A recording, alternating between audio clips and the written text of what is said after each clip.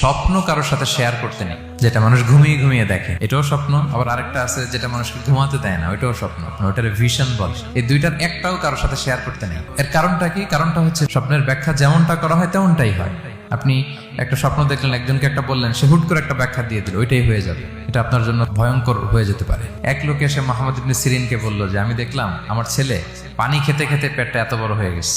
এই একই স্বপ্ন আরেকটা লোকও দেখলো, দেখে এক মূর্খের কাছে জিজ্ঞেস করলো। সে বলল, সর্বনাশ, এত বড় পেট হয়ে গেছে, তোমার ছেলে তো মারা যাবে।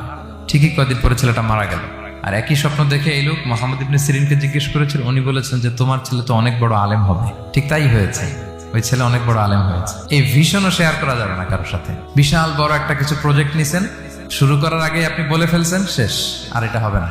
দেখবেন যে এখান থেকে কনস্পিরেসি, ওইখান থেকে শত্রুতা, ওইদিকে এটা করছে ওইটা করছে, আপনি আর আগাতেই পারবেন না। সো স্পেশালি যদি কোনো ভালো স্বপ্ন দেখেন, এট দ্য সেম